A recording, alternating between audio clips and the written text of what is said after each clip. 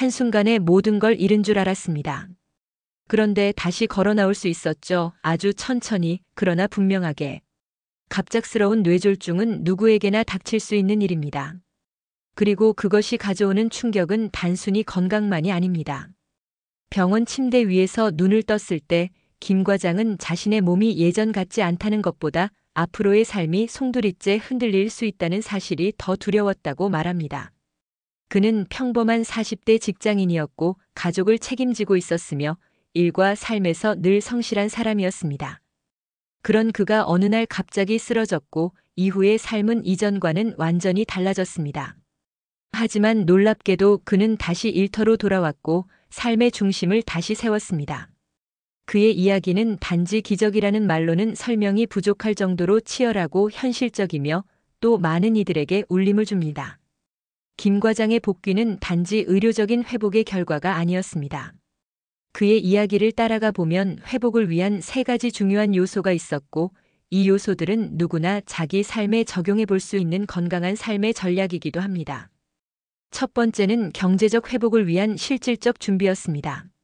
뇌졸중 이후 그는 몇 개월간 일을 할 수 없는 상태였고 당장의 치료비부터 생활비까지 막막한 상황에 직면했습니다. 하지만 평소에 마련해 두었던 소액의 건강보험과 긴급자금 그리고 무엇보다 빠르게 소득 공백을 인식하고 대응한 점이 그를 다시 일으켜 세운 결정적 요인이었습니다.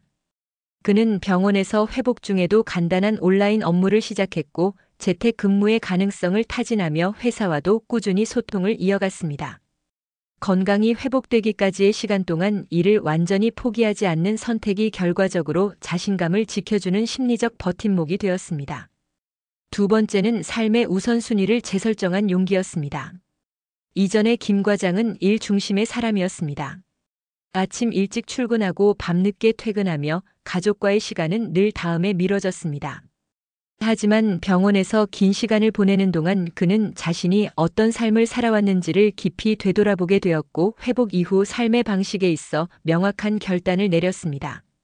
주 4일 근무제를 요청했고 건강을 위한 식습관, 수면 습관, 규칙적인 운동을 생활의 중심에 두었습니다.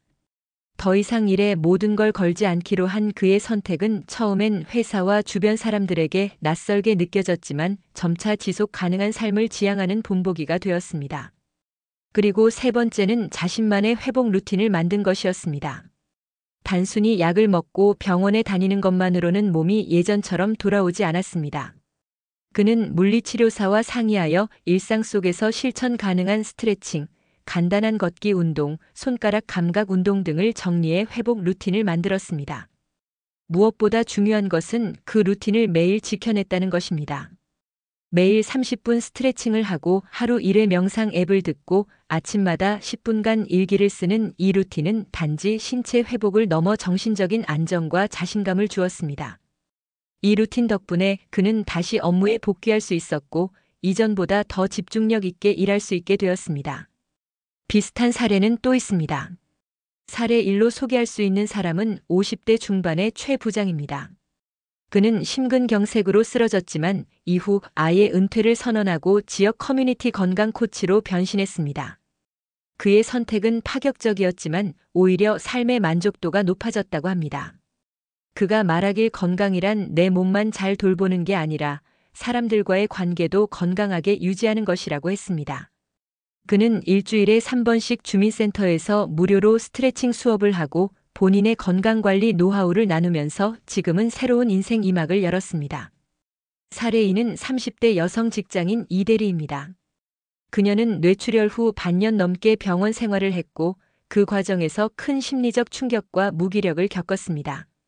하지만 그녀는 회복 중 발견한 디지털 드로잉이라는 취미를 통해 삶의 의미를 다시 찾았습니다. 처음엔 그저 심심풀이로 시작했지만 점차 실력이 늘면서 SNS에 자신의 회복기를 만화로 연재하기 시작했고 지금은 출판 제의까지 받게 되었습니다. 그녀는 말합니다. 몸은 아직 완벽하지 않지만 지금처럼 내가 살아있다는 감각을 느끼게 해주는 게 진짜 회복입니다. 사례 3는 60대 자영업자 장 씨입니다. 그는 뇌졸중 이후 사업을 접어야 했고 경제적으로 큰 타격을 입었습니다. 하지만 그는 지역복지센터의 도움으로 재활 프로그램과 생활비 지원을 받으며 다시 소규모 반찬 가게를 열었습니다. 이전엔 혼자 다 하던 일을 이젠 아내와 나누어 하고 하루 판매량을 정해두며 무리하지 않는 선에서 운영 중입니다. 그는 이렇게 말합니다. 건강을 위해 내려놓는 것도 용기입니다. 이제는 잘 벌기보다 오래 하기가 목표예요.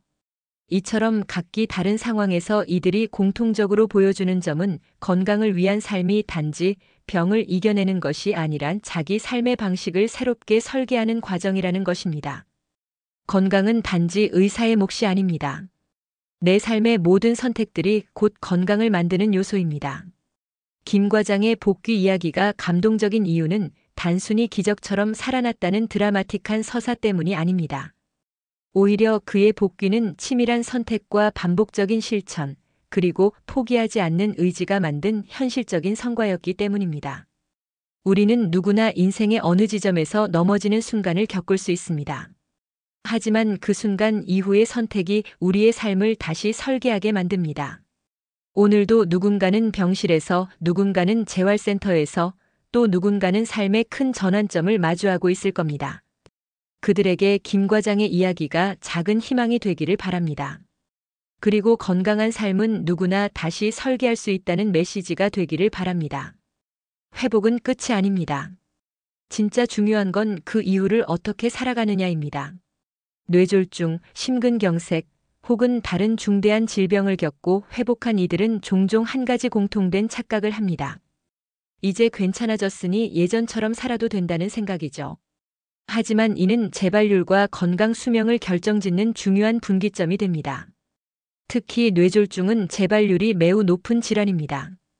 국내 통계에 따르면 뇌졸중 환자의 약 2,530%는 5년 내에 다시 뇌졸중을 겪는다고 보고됩니다. 이는 회복 이후의 습관이 얼마나 중요한지를 말해주는 과학적 근거입니다.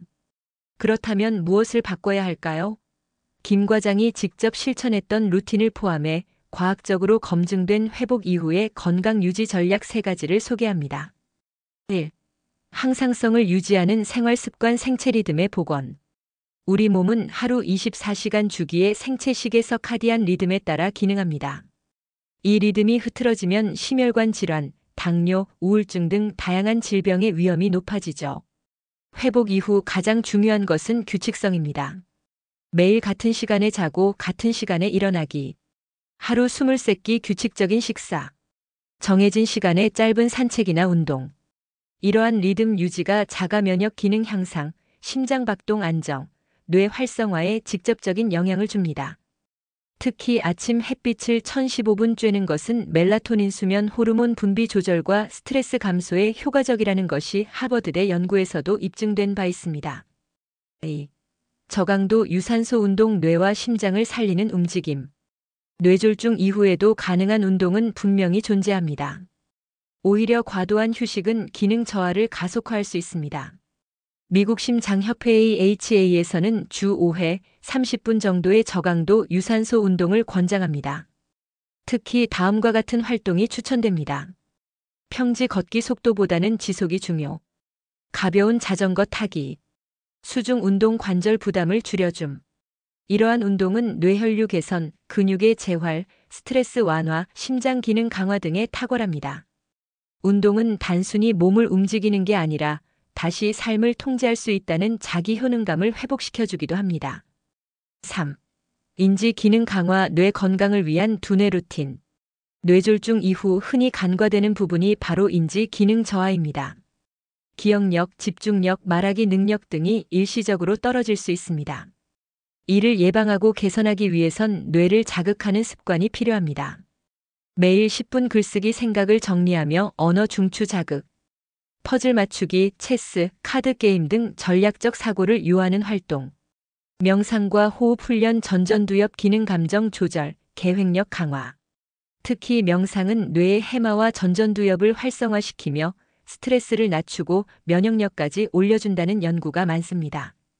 UCLA 뇌과학 연구팀에 따르면 하루 10분간의 심호흡 명상만으로도 뇌 노화 속도를 늦출 수 있다고 합니다. 이 모든 습관의 핵심은 완벽함이 아니라 지속성입니다. 처음부터 모든 걸 잘 해내야 한다는 부담을 가질 필요는 없습니다. 오히려 중요한 건 작게라도 매일 실천하는 것입니다. 김 과장이 한 말 중 가장 인상 깊었던 말이 있습니다. 나는 예전처럼 되려고 하지 않았어요. 그냥 오늘의 내가 조금 더 좋아졌으면 했죠. 이 마음이야말로 회복 이후 건강한 삶을 설계하는 첫걸음이 아닐까요? 지금 이 순간에도 건강을 지키기 위해 노력하는 여러분, 오늘 하루 나를 위한 루틴 하나만 만들어 보세요. 걷기, 글쓰기, 햇빛 쬐기 어떤 것이든 좋습니다. 그 하나가 내일의 나를 지키는 첫 씨앗이 될 겁니다.